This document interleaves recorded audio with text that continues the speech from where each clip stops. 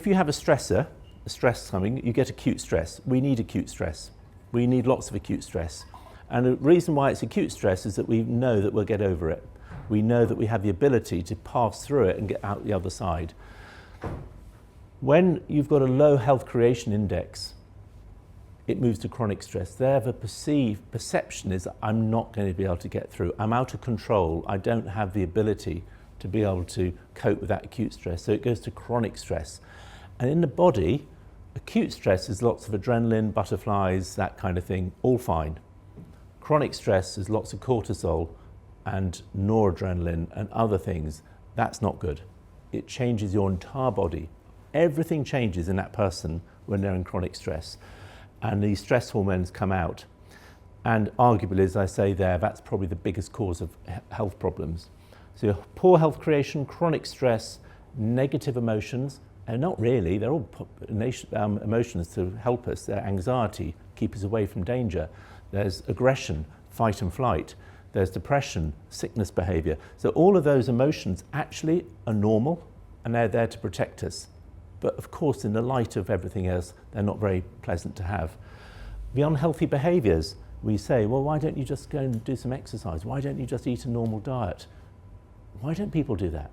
Because our brains, when we're in chronic stress, are trying to get energy in. So we're vigilant. You don't want to be asleep when a hunter-gatherer and you're about to be killed by some bear. So when you're under chronic stress, you have less sleep, which is normal. You become inactive. There's a hormone that actually stops you being active when you're stressed. It's called ghrelin, and it's there to save energy. You don't want to be burning off excess energy when you're under stress. You've got to conserve every single calorie because as a hunter-gatherer or as an animal, you need to preserve those. Poor diet. Well, it's not really a poor diet. It's a diet to get as many calories in as possible. Fat and sugar, that's what we crave when we're chronically stressed. Why? Because you want those calories in, and we store it in our middle, so we get fatter down here. It's all normal. It's all protection. It's all completely the body doing exactly what it's designed to do. But we keep on saying, but I'm just rubbish at doing my gym. I keep on stopping. When you're chronically stressed, you're fighting against every single part of your body that's trying to protect you. What it wants you to do is to sit down and just eat. And then you'll be safe because you'll have loads of calories in there. And that is what your body, and addictions are really just a way of just masking that horrible feeling when you're stressed. But also your brain loses inhibitions. And that's on purpose, so you can make quick decisions. So when a lion is about to jump at you, you don't get a spreadsheet out and do a cost-benefit analysis of which side you're going to jump, you just jump. So all those inhibitory pathways have been got rid of under chronic stress, so addictions become much easier and they mask it. So that's the kind of what's happening, and if you take it all the way down, you start to get obesity and the gut biome, and then you get this chronic inflammation where the immune system is starting to catch up, and then you get mitochondrial dysfunction in the cells. This is all the really nasty stuff that's happening without us realizing it, and that leads to all the diseases. So that's health on a page. And it all started here. It doesn't start with unhealthy behaviors. You cannot make someone change their behavior if they're chronically stressed or if they're really in a bad way. We all know that from our own lives. And if you think there's this new energy constraint model, think of us as we can think of as a company, think of us as a kind of, we've got calories in and we have energy out. The species that are going to do the best need the least energy for the least calories for the most energy. So any organism that can convert efficiently calories to energy will win, and they'll do better. And the ones that can't do it will die out. And we're pretty good. In fact, the mitochondria, which is in the cell, is 99% efficient at changing calories to energy. It's the most efficient system, which is why every single living species does it. But the energy is split. You've got your vital energy, which is your heart going, your lungs and everything normally. You've got your growth, maintenance, repair, which is including our creativity in our brain, which is just helps us be who we are. And then you've got the stress. It's elastic. That can go up and down, which includes physical activity. So when you've got big stress, acute stress, you'll squeeze that chronic that growth, maintenance, repair, because the vital energy has to keep going. You can't change that. So that gets squeezed. Acute stress, fine, lasts a day or two, and you're out of it. But you imagine that happening all the time for months and months and months and months. Where's the repair? You start to get problems, and the brain shuts down because it's such a gobbler of energy that the whole prefrontal cortex starts to shut down to conserve energy because you've got so little here to do it. And what we really should be doing is trying to increase that, reduce that chronic stress, but also just by having lower calories and actually physical activity makes that vital organs more efficient, slows the heart rate down. So the more fitness we can do.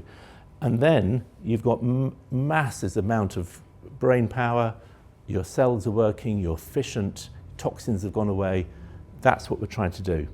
I know, and I have been in many environments where you just don't feel safe, where there's that lack of psychological safety. One of the organisations I worked in many years ago, very psychologically unsafe environment, and I remember that our CEO would say, I don't really care about sorting this out right now, I just need to know who's to blame.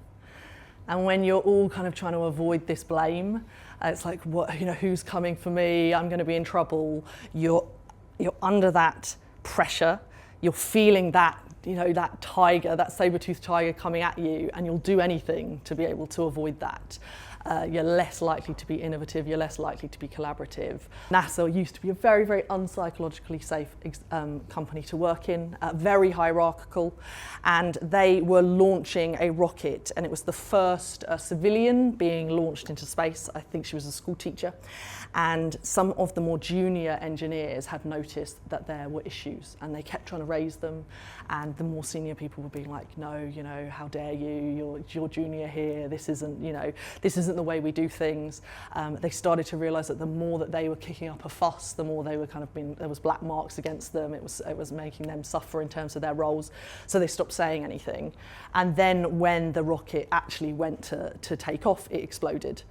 And the things that the junior people had been raising were completely accurate, but because of the culture and the lack of safety, none of that stuff was listened to, which then had such a massive impact because people weren't able to challenge the status quo. And then we also need to have talked about embracing diverse perspectives. We are better, and Apple's catchphrase is, we are all different, and that's our greatest strength. Because it's like, how do you tap into all of these different resources you have?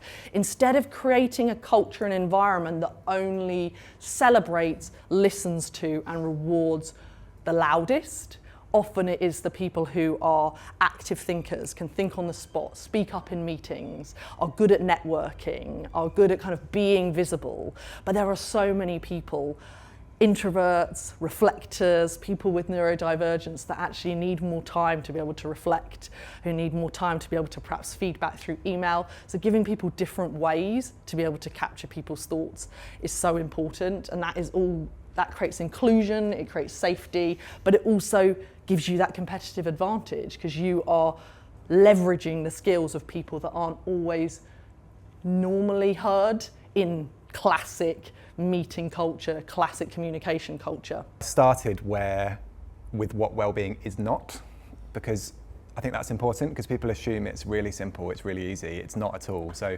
it's not, I'm not saying that everybody needs to down tools at 5 p.m. every day and leave, even when there's a pile of carbon fibre that needs to become a car in 2 days' time. That is not what well-being is. It's not just benefits.